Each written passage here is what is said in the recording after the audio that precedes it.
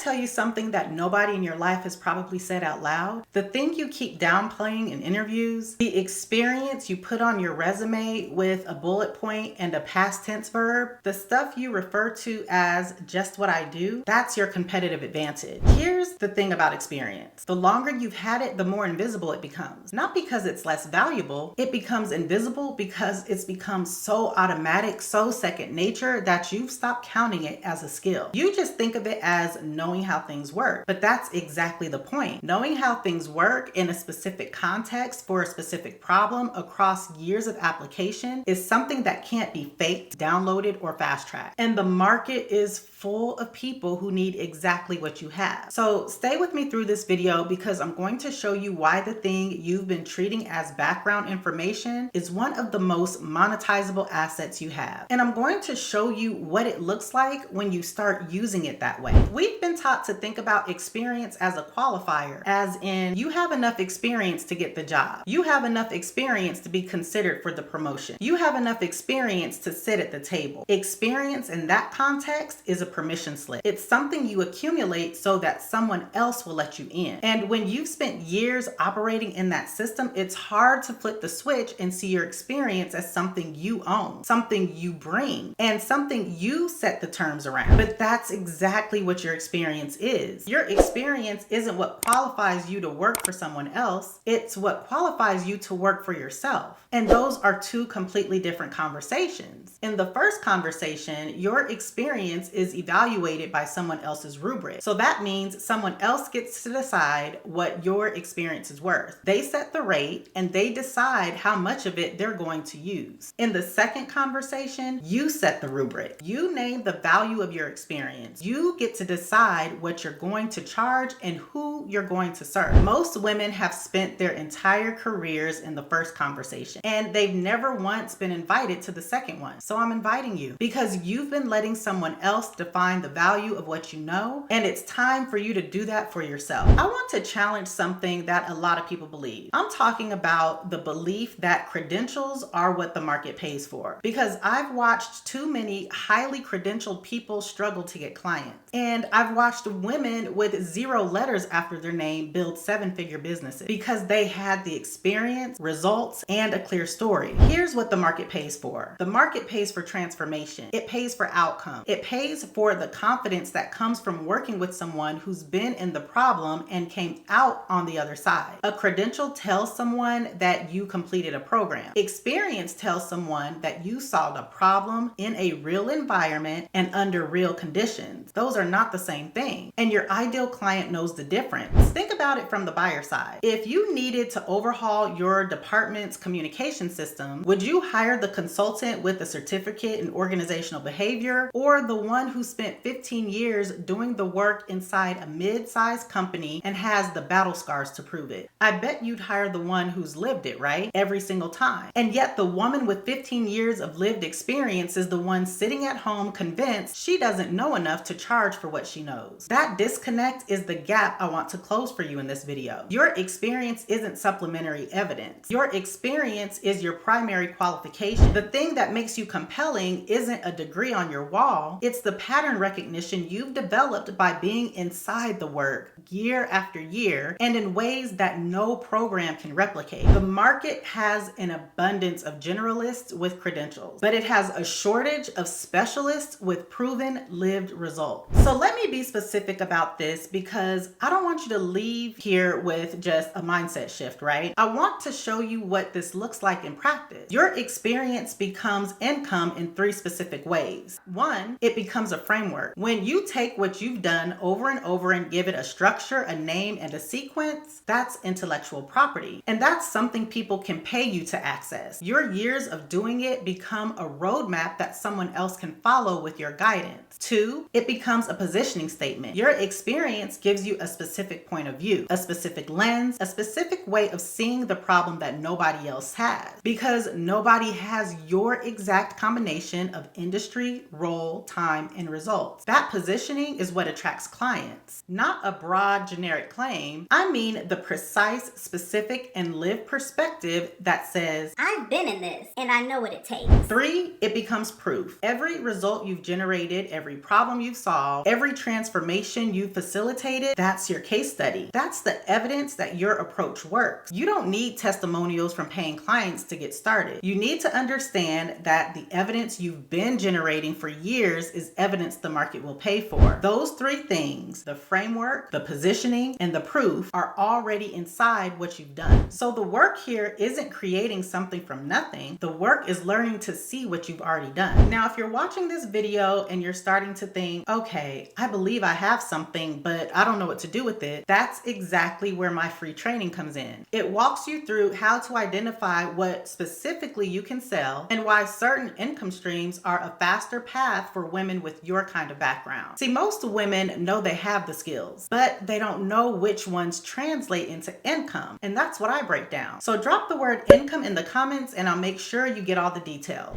All right, let me show you why this matters beyond the money, because that's the part most people miss. There's something that happens when a woman stops seeing her experience as a qualification for someone else's opportunity, and she starts seeing it as the foundation of her own opportunity. It's not just a business shift, it's an identity shift, and it's bigger than most people expect, because the women who've spent years being reliable, delivering results, staying in their lane, and doing the work, those women have an ingrained habit of underestimating their own market value. Not because they're not smart, because they are. Not because they haven't done the work, because they have. It's because the environments they've been in were never designed to show them the full picture of what they're worth. Here's something I want you to think about for a minute. Your employer knows what your skills cost them to replace. HR has a number, finance has a number. The person who wrote your job description knew what the market rate was, and then they negotiated with you. That conversation happened from a position of information that you didn't have. You probably still don't have it. When you start building income from your experience, when you put it in the market on your terms, you start to see something that years of performance reviews never showed you. You see what people will pay without being told what to pay, because they need what you have. That's a different kind of confidence and a different kind of safety. It's not confidence that comes from being validated by someone with authority over you. It's confidence that comes from the market confirming in real dollars that what you know is worth something. And once you have that, you can't unhave it. And it changes what you're willing to accept in a job. It changes how you negotiate. It changes what options feel available to you. Multiple streams of income aren't just about money, y'all. They're about what it feels like to know that your livelihood doesn't live in one place. Your experience isn't just a competitive advantage in this market. It's a competitive advantage in your life.